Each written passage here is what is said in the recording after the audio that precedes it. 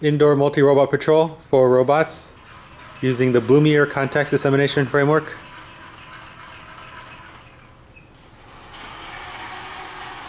They should be at every other marker,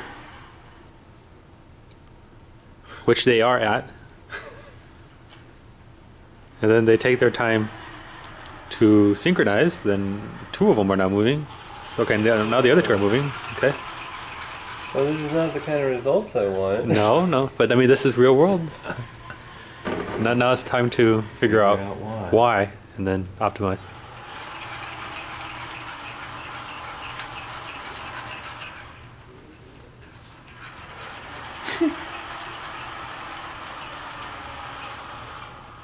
All right, so what we did was we dumped in 10 integers into the context, and that allowed our one integer that we really care about, which is the number of markers that the robot has seen, to get through.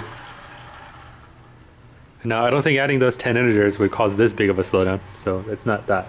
It's something else.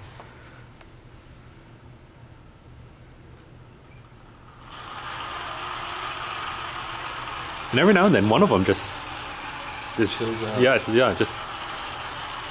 starts a little bit late. Well, I think those 3 are waiting for that one. That one got ahead, and it's got a lag in communicating that it did to the rest.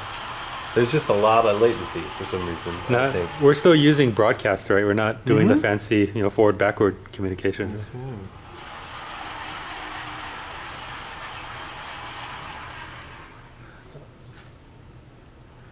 Well, I'm happy to see that they haven't collided yet. Like, that's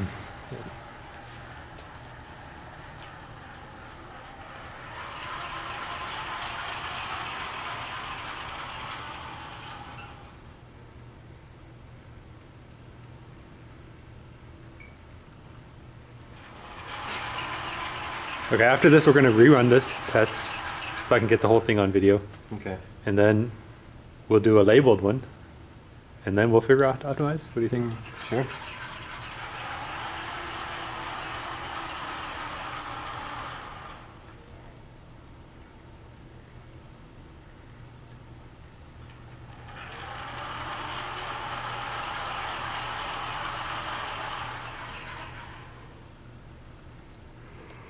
Unless you have ideas on how to optimize this, beaconing rate I've or got an idea.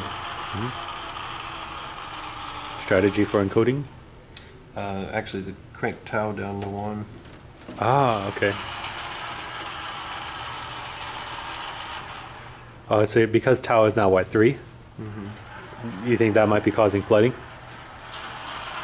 Yeah. It's causing a lot more data to be sent than needs to be. Okay, let's do that the next test. So we'll crank tau to 1. So this is experiment 19. Ish, yeah. We've probably done it 10 times now. Yeah.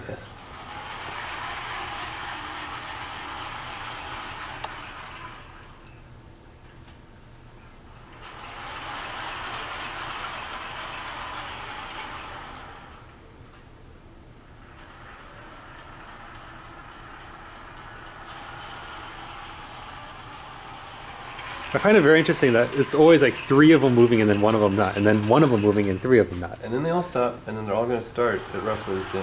No, and then 2 of them start. Yeah. It's like no, thought we had a pattern. Yeah. Now it's and then the other 2, it's like 2 and 2. It's like 3 and 1, and then 2 and 2, and then I guess those are the only patterns we can get. It's either going to be 3 or all 4, hopefully. All 4, which we have had at least once. Yeah, here's now 3 and 1. 3 and 1. Now 2 and 1. Now 2 and 2.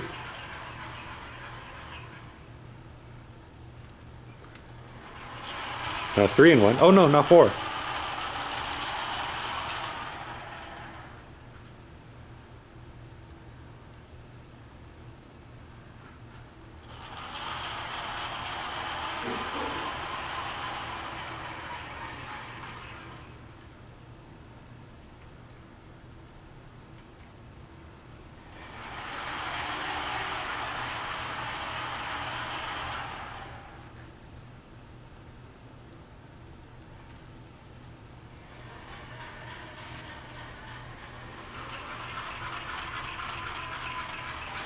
And it's definitely not.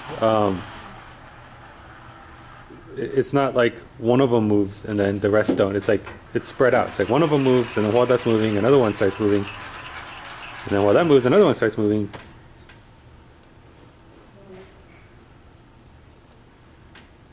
And they'll sit there for a long while, and then. Oh, and then somebody moves. Oh, come on. Uh-oh.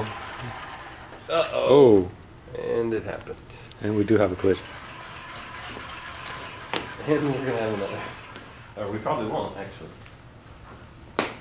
Now we have to see, is this due to the robot not following a line? Okay, so which one is this? It's a check bar. So check bar. Let me check bar status and see what's. Okay. And yes, that one